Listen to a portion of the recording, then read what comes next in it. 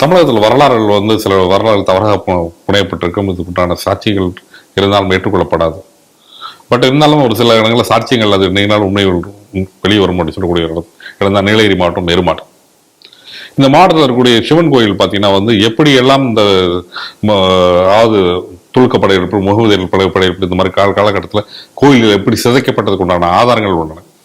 அப்படி ஒரு பல கோயில்கள் சிதைக்கப்பட்டன. உதாரணமாக வந்து அந்த நீலகிரி மாவட்டத்திலிருந்து மலபார் வரை அந்த பிராந்தியங்கள் ஃபுல்லாக பல கோயில், கிட்டத்தட்ட ஆயிரக்கணக்கான கோயில்கள் இருக்கின்றன.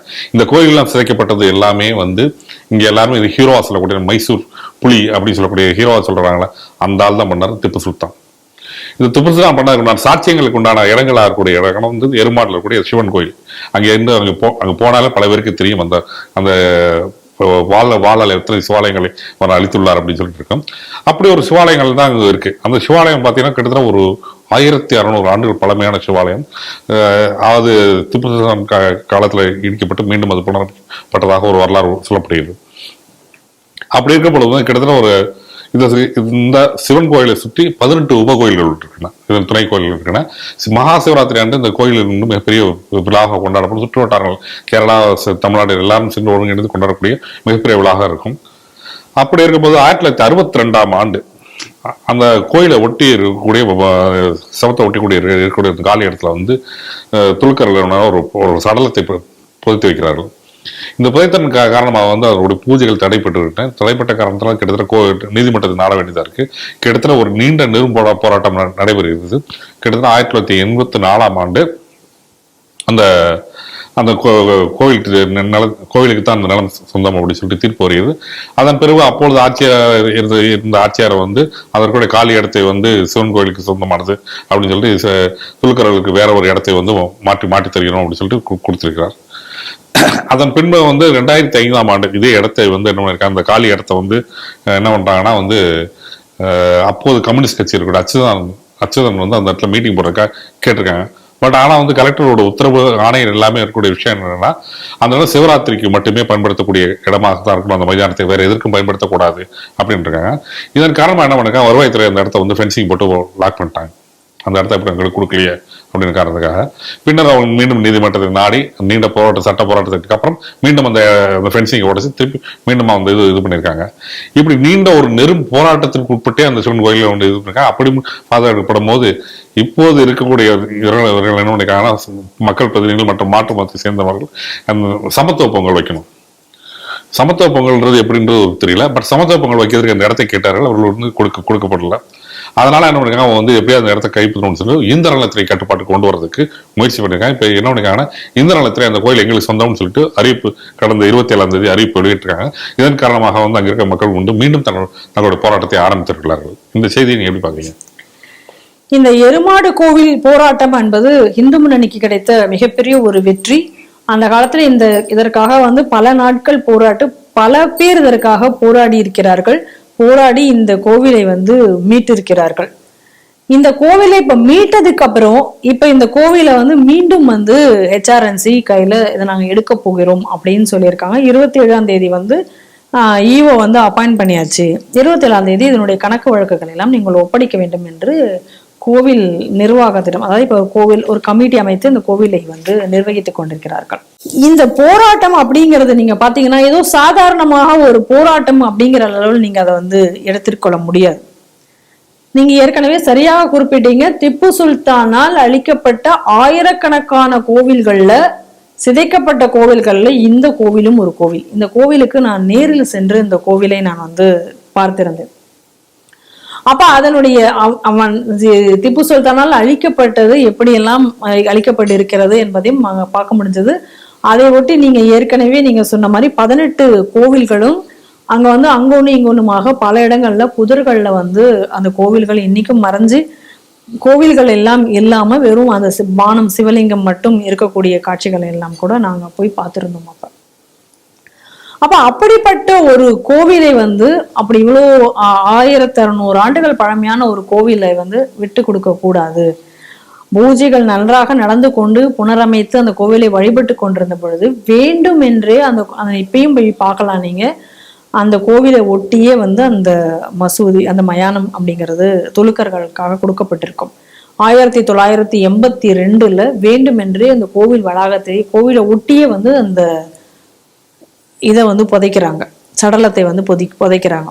அப்ப அந்த பக்கத்துல இந்துக்கள் வந்து தன்னெழுச்சி பெற்று மிகப்பெரிய ஒரு போராட்டத்தை நினைக்கிறாங்க. ராமகோபாலன்ஜி அவர்கள் எல்லாரும் சென்று அந்த போராட்டத்திற்கு கூட நின்று அந்த மக்களுக்கு உதவி புரிந்திருக்கிறாங்க. அந்த போராட்ட வரலாறை வந்து நம்ம போய் கேட்டோம் அப்படின்னு சொன்னா உண்மையிலேயே நமக்கு வந்து மெய்சில் இருக்கக்கூடிய கோவிலுக்காக அதை மீட்க வேண்டும் என்பதற்காக அவ்வளவு போராடிருக்காங்க. சில பேரெல்லாம் பார்த்தீங்க அப்படின்னு சொன்னா அவர்களுக்கு வந்து அப்பொழுதுதான் திருமணம் முடிந்திருக்கிறது. திருமணம் அதாவது போராட்டம் நடந்து கொண்டிருக்கிறது. அன்னைக்கு இந்த உண்ணாவிரத போராட்டம் மாதிரி ஒரு மிகப்பெரிய போராட்டம் நினைச்சிருக்காங்க. அன்னைக்கு வந்து அந்த அவங்களுடைய திருமணம் முடிஞ்சிருக்கு. திருமணம் முடிஞ்சு அந்த முகூர்த்தம் முடிஞ்ச உடனேயே நேரடியாக அந்த போராட்டத்திற்கு சென்று கைதெல்லாம் ஆயிருக்காங்க. கைதாகி பல நாட்களுக்கு பிறகுதான் அவர் வந்து வீடு திரும்பி இருக்கிறார்.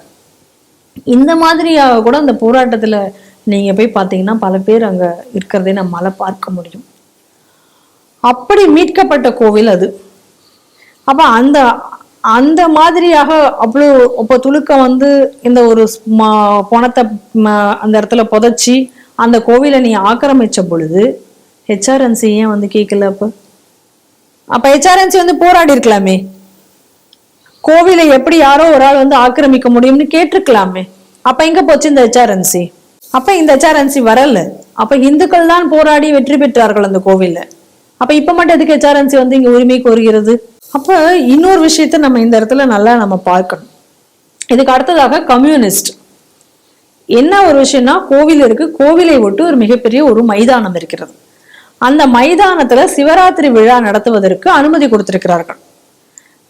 அப்ப இந்த மைதானத்தை மையப்படுத்தி தான் இந்த பிரச்சனைகள் எல்லாத்தையும் இவங்க இந்த மைதானத்தை ஆக்கிரமிச்சு நம்ம கோவில் கோவில் இருக்கு, இப்படி கோவில் இருக்குன்னா அந்த கோவிலை ஒட்டியே வந்து அந்த மைதானம் இருக்கு.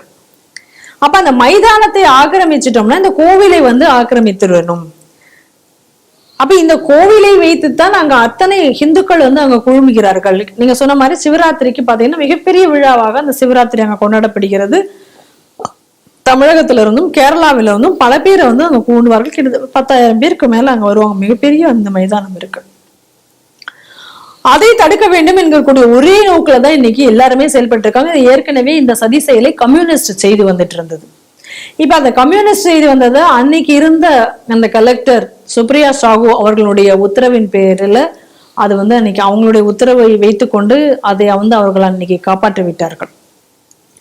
2020 மீண்டும் இதே கம்யூனிஸ்ட் என்ன பண்றாங்க, ஹெச்ஆர்என்சி எடுக்க வைக்கிறதுக்காக ஒரு சதியை செய்கிறார்கள். அதிலிருந்தும் இதே போல ஒரு போராட்டத்தின் மூலமாக அவர்கள் வந்து அதை தடுத்து காப்பாற்றி வந்திருக்கிறார்கள். அப்படி இந்த மாதிரி நீண்ட நெடிய போராட்டத்தை வந்து தொடர்ந்து இந்த மக்கள் வந்து செய்து கொண்டிருக்கிறார்கள். இப்பொழுது சமத்துவ பொங்கல் என்கிற பேர்ல, ஏன்னா இந்த இது எப்படியாவது இந்த இடத்த வந்து அடையணுங்கிறது துலுக்கம் தயாராக, அதாவது தெளிவாக இருக்கான். அப்ப சமத்துவ பொங்கல் செய்வதற்கு ஏற்கனவே வேற இடம் இருக்கு. வேற இடத்துல தான் இவ்வளவு நாள் இவங்க சமத்துவ பொங்கல் செஞ்சுட்டு இருக்காங்க. இப்ப இந்த இடத்த கேட்க வேண்டிய அவசியம் என்ன? அப்ப இந்த சமத்துவ பொங்கல் முடியாது அப்படின்னு சொல்லும் பொழுது ஏற்கனவே வந்து வட்டாட்சியரும் சரி வருவாய்த்துறையிலும் சரி இதற்கு வந்து அனுமதி மறுக்கிறாங்க. போலீஸ் டிபார்ட்மெண்ட்லயும் வருவாய்த்துறையிலையும் அனுமதி மறுக்கிறாங்க. கோவில் கமிட்டி அனுமதி மறுக்குது. அப்ப இந்த அனுமதியை மறுக்கும் பொழுது நீங்க இதுக்காக வந்து வேண்டுமென்ற ஹெச்ஆர்என்சிக்கு எழுதி போட்டு ஒரு பொது இடத்து, கோவில் என்பது பொது இடம் தானே, அப்ப இந்த பொது இடத்து இந்த விழாக்களுக்கு இவங்க அனுமதி மறுக்கிறாங்க, அதனால இந்த ஹெச்ஆர்என்சி டேக் ஓவர் பண்ணணும்னு சொல்ல ஹெச்ஆர்என்சியும் உடனே நோட்டீஸ் அனுப்பிடுச்சான். இது எந்த விதத்துல நியாயம்? அப்ப எதற்காக இந்த சதி செயல் இங்க நடக்குது? இது வந்து இது ஏதோ வந்து நீங்க மேலோட்டமா சமத்துவ பொங்கலுக்கு அப்படிங்கிறது கிடையாது. நீங்க இன்னொரு விஷயம் நல்லா நீங்க பார்க்கணும்.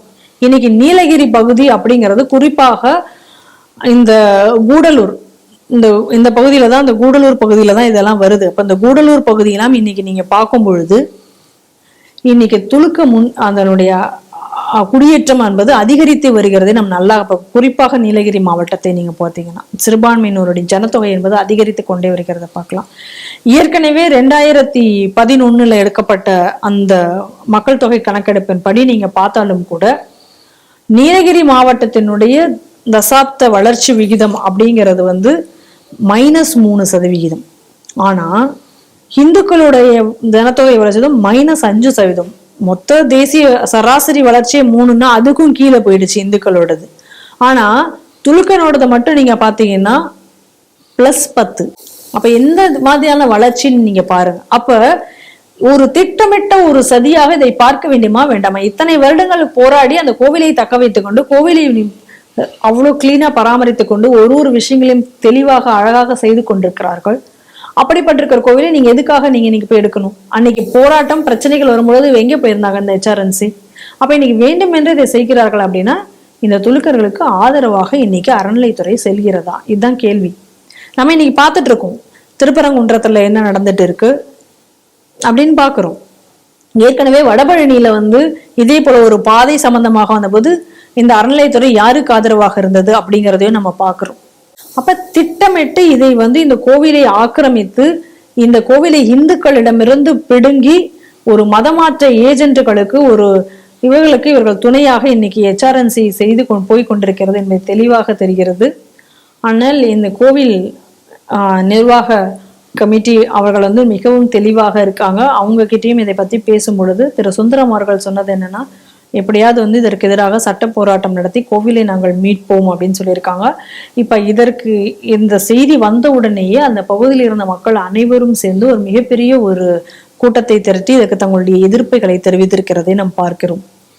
நம்மளுடைய வேண்டுகோள் என்னன்னா, இந்த கோவிலை காப்பது இந்துக்களாகிய நம்மளுடைய கடமை. அதனால எங்கேயோ இருக்கக்கூடிய கோவில், இந்த கோவிலை பத்தியே நம்ம கேள்விப்பட்டது இல்லையே, அதனால எதுக்கு இதுக்கெல்லாம் நம்ம சப்போர்ட் பண்ணணும்னு நினைக்காம இதே விஷயம் நாளைக்கு நம்ம பகுதியில வர்றதுக்கு ரொம்ப நேரம் ஆகாது என்பதை உணர்ந்து இந்துக்கள் அனைவரும் இந்த கோவிலை அறநிலைத்துறை எடுக்காமல் தடுப்பதற்கு அங்கு போராடி கொண்டிருக்கிற இந்துக்களுக்கு ஆதரவாக குரல் எழுப்ப வேண்டும்.